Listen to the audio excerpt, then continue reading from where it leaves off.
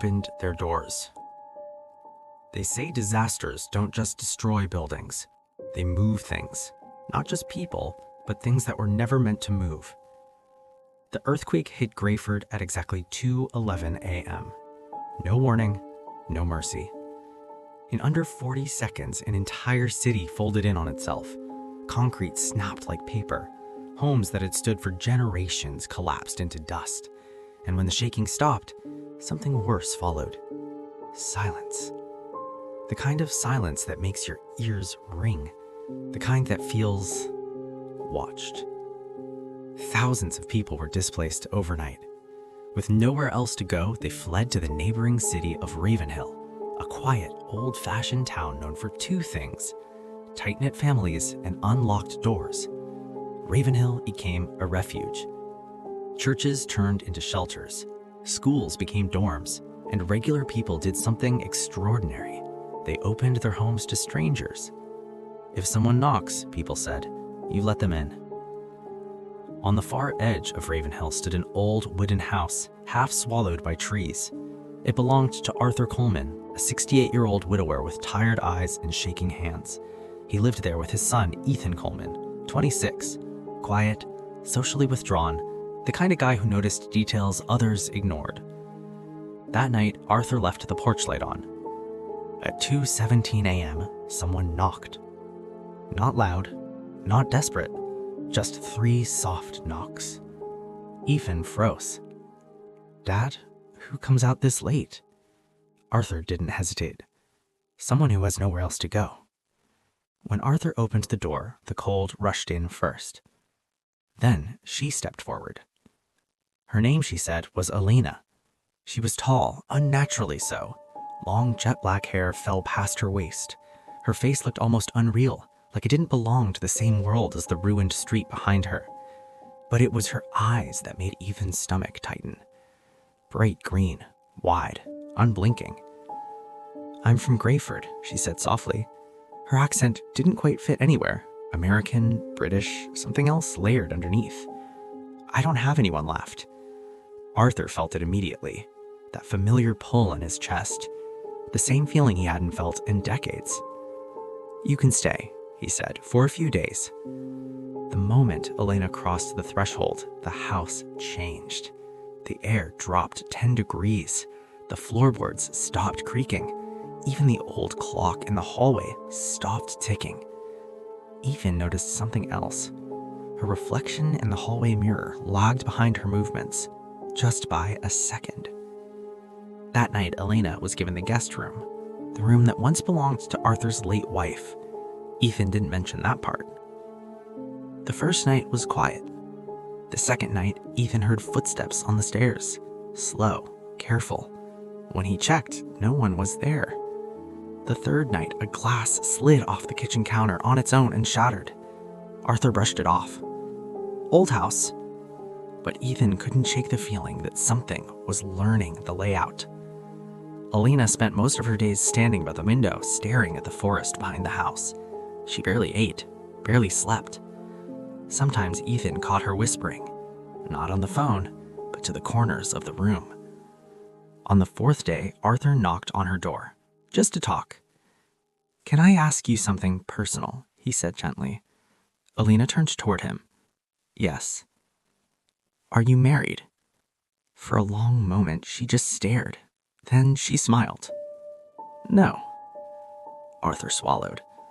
Well, my son is young. He's not married either. And a young man and a woman living under the same roof, it's not right. If you're willing, perhaps. Elena's smile widened.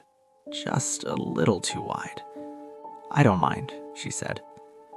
That night, Ethan dreamed he was awake. Elena stood at the foot of his bed. Her green eyes glowed faintly red. Her mouth didn't move, but her voice filled the room. You invited me in. Ethan jolted upright. From downstairs came the sound of knocking. 3 soft knocks. When he looked at the front door, no one was there. But the porch light was off. No music, no celebration, just necessity dressed up as tradition. People from Grayford filled the small church, faces hollow, eyes tired, hands still shaking from aftershocks that never really stopped. No one questioned how fast everything was moving. After a disaster, normal rules feel optional. Ethan stood at the altar, hands cold, heart racing. He kept telling himself this was survival, shelter, stability, a way to help someone who had lost everything. And then Alina walked in. The room fell quiet. She wore white, but not the soft, warm kind. The fabric looked old, almost antique. Her hair was down, untouched by pins or flowers. Her green eyes scanned the room slowly, like she was counting something. People whispered, "Is she okay? She hasn't blinked. Man, this feels weird."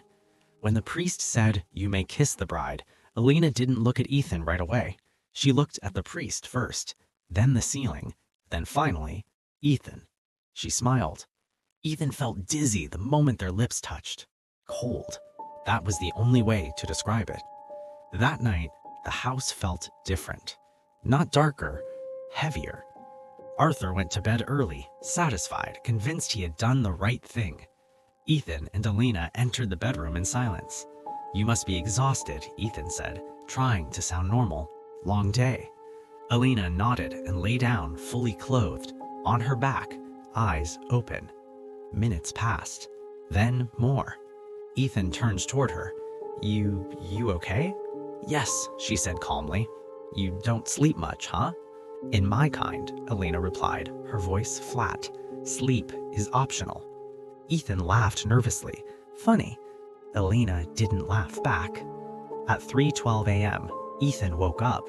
Not from a dream, from the feeling of being watched. Alina wasn't in bed. The bedroom door was open. From downstairs came a low murmur. Not quite words, not quite sound. Ethan stepped into the hallway. The air was freezing. The kitchen light was on. Alina stood at the stove, unmoving. The burner wasn't lit, yet heat rippled around her like invisible flames. Her hair floated slightly as if underwater. She was speaking. "Yes," she whispered. "I'm inside now." They opened the door themselves. Ethan's phone slipped from his hand. Clack. Alina stopped. Slowly, impossibly slowly, she turned her head. Her eyes were no longer green. They were black. "You heard that," she said. Ethan backed away. "Alina, who were you talking to?" She was suddenly right in front of him. No footsteps, no warning. "Your father was right," she said softly.